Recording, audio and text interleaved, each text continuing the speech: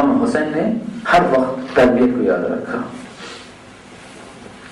یہی وجہ ہے کہ اس گھرانے کا بچہ جوان جو بھی ہو وہ تربیت کا ایک ایسا بہترین نمونہ ہے کہ اگر ہم ان کی تعلیمات عمل کریں تو خود بخود ہمارے معاشرے کی، ہماری اور ہمارے گھر کی اصلاح ہو جائے. بس عزیزان گرامی، امام حسین علیہ السلام اسی تربیت کے لیے، خدا کے پیغام کو پہنچانے کے لیے کربلا میں آ گئے. اور یہی وجہ ہے کہ امام حسین علیہ السلام قدم قدم پہ اپنا تعارف کرا رہے ہیں. تم اگر نہیں جانتے تو جان لو کہ میں فاطمہ الزہرا کا بیٹا ہوں، میں علی کا بیٹا ہوں، میں رسول کا نواسا ہوں. کیا میں نے تمہارے دین میں کوئی تبدیلی کر دی؟ کیا میں نے کسی حلال خدا کو حرام کر دیا؟ کیا میں نے کسی حرام خدا کو حلال کر دیا؟ آخر کیا وجہ ہے کہ تم میرے خون کے در پہ ہو؟ بس عزیزانو، یہی وجہ ہے کہ امام حسین علیہ السلام کے بارے میں کہا گیا ہے کہ جتنا وقت گزرتا جاتا تھا، شہادت کا وقت نزدیک آتا جاتا تھا، امام حسین کے چہرے کی خوشی اور بہجت میں اضافہ ہوتا چلا جاتا تھا کہ اپنے خدا سے. وہ میدان عرفات میں آپ کا جملہ یاد ہے، اے خدا جس نے تجھے پا لیا اس نے کچھ نہیں کھویا، اور جس نے سب کچھ پا کر تجھے کھو دیا تو اس نے کچھ نہیں پایا. وہ خدا سے محبت حسین کی جس نے حسین کو حسین بنا دیا، اتنا بڑا بنا دیا کہ علی اکبر دینے کو تیار ہے.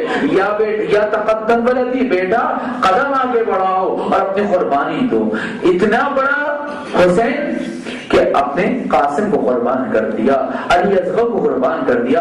بہن کی چادر چلی جائے حسین تیار ہے، سکینہ کے تماچے لگے حسین تیار ہے، مگر دین خدا بچ جائے، کتاب خدا بچ جائے، شریعت محمدی بچ جائے. بس عزیزارو، امام حسین جب آخری رخصت کو کربلا میں آئے ہیں، خیام میں آئے ہیں، یا زینب یا رقیہ یا سکینہ علیکم منی السلام، حسین کا آخری سلام قبول کرو. دیکھیے جب بھی کوئی شہید جاتا تھا امام حسین ساتھ ساتھ جاتے تھے. حضرت زینب جتنا ہو سکتا تھا ساتھ ساتھ جاتی تھی، اور بیویوں کو پتا تھا کہ ابھی تک امام حسین زندہ ہے.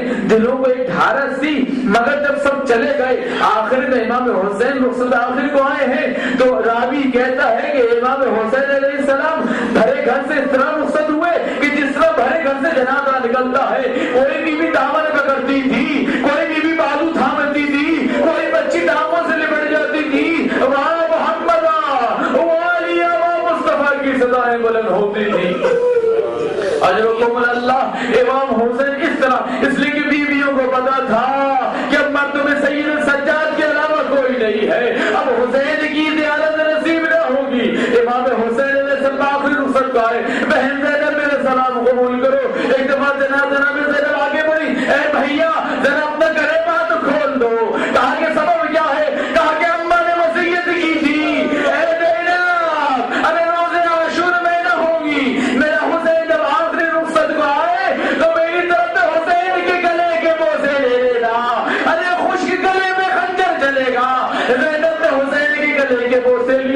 امام حسین نے کہا بہن زینب ذرا رضا کو شانوں سے تو ہٹا دو. ایک دفعہ گھبرا کے پوچھا بھیا سبب کیا ہے؟ کہا کہ بابا نے وصیت کی تھی، اے حسین روز عاشورا جب تم قتل ہو جاؤ گے تو حسین کے ہاتھوں میں نظر بنے گی، زینب کے ہاتھوں کے بوسے لیے.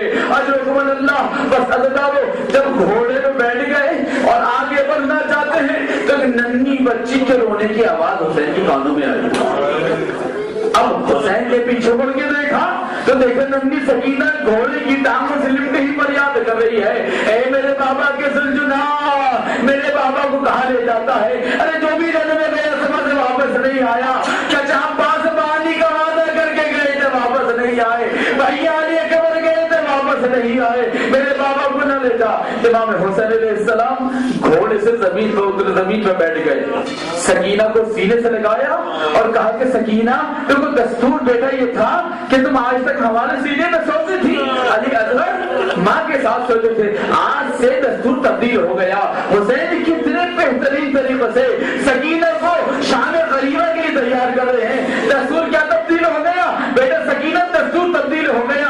علی اصغر ہمارے ساتھ سوئیں گے، تم ماں کے ساتھ سونا. حسین در حقیقت یہ کہنا چاہتے ہیں علی اصغر خاں کے کربلا پر ہمارے ساتھ سوئیں گے اور تم کو وہ شام کے درباروں میں جانا. ابھی